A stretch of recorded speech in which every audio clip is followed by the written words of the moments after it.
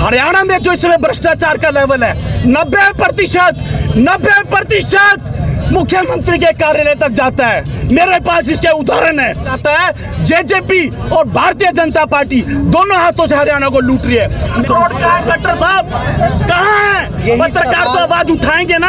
आप ये बताओ कि करनाल के किस विभाग में काम हो रहा है? ये कह रहे हैं कि उन्होंने सरकारी काम में बाधा डाली। अरे कहाँ हो ही नहीं रहा था, लोग शिकायत कर रहे थे, इसीलिए आकर्षण उपल जी को वहां बुलाया गया कि अधिकारी काम नहीं कर रहे हैं। आकर्षण उपल जी का यही कसूर है, वो आए और वो सिर्फ ये कहना चाहते थे कि भाई तहसीलदार ये जो लोग हैं इनकी सुनो, इनकी क्या विपदा है और इनका काम करो। बताओ इसमें आकर्षण उपल जी का कसूर क्या है? जो काम सरकार को करना चाहिए, जो यहाँ के छुटभैया नेता को करना चाहिए, जो जनप्रतिनिधियों को करना चाहिए, वो काम करनाल में आकर्षण उपल जी कर रहे हैं। आज आकर्षण उपल जी के ऑफिस में 20, 30, 50 लोग आते हैं जो इस सरकार से पीड़ित हैं और आकर्षण उपल जी उनके साथ खड़े होके उनका साथ देते हैं और उनकी आवाज बनते हैं। आज करनाल वासियों का ये फर्ज बनता है, क्योंकि आकर्षण उपल हमेशा करनाल के लोगों के लिए, देश के लोगों के लिए, हरियाणा के लोगों के लिए हमेशा अपनी आवाज बुलंद करते हैं। मैं करनाल वासियों से एक अपील करना चाहता हूं, इस ईमानदार पत्रकार के लिए यदि आज आवाज नहीं उठाओगे तो फिर दोबारा मौका नहीं मिलेगा। और ये जो सरकार एक एक करके सब पत्रकारों को ठिकाने लगाएगी, मैं सब पत्रकार भाइयों से प्रार्थना करना चाहता हूं, इस खबर को ज्यादा से ज्यादा उठाएं और ये जो भ्रष्टाचारी तानाशाही सरकार है, जिसका लोकतांत्रिक मूल्यों में कोई विश्वास नहीं है, इसको धूल चटाओ।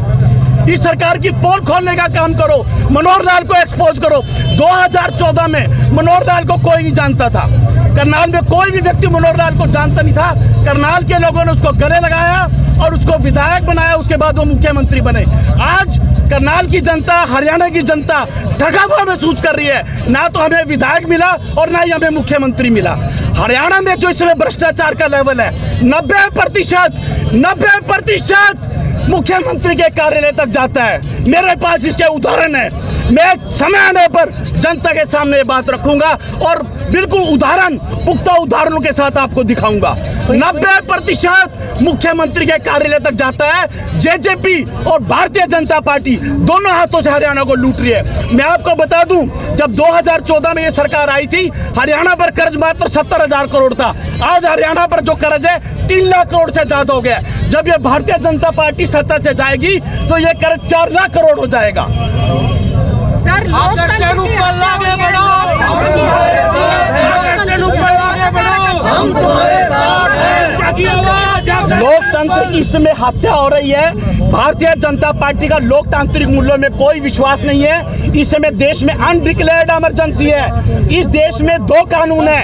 एक जो भारतीय जनता पार्टी के साथ लोग हैं उनके लिए देश में अलग कानून है और देश के आम नागरिकों के लिए अलग कानून है। यदि देश में एक कानून होता, जो हमारी बेटियां जंतर मंतर पर बैठी हैं, FIR होने के बावजूद भी ब्रिजभूषण शरण से इस्तीफा नहीं लिया जाता, हरियाणा में संदीप सिंह से इस्तीफा नहीं लिया जाता, यहाँ आकर्षण उपल यदि जनता का कार्य कराने के लिए, जनता की आवाज उठाने के लिए आते हैं तो उनको गिरफ्तार कर लिया जाता है। बेहद शर्म की बात है।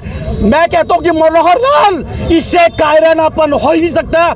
डूब के मर जाना चाहिए, शर्म आनी चाहिए।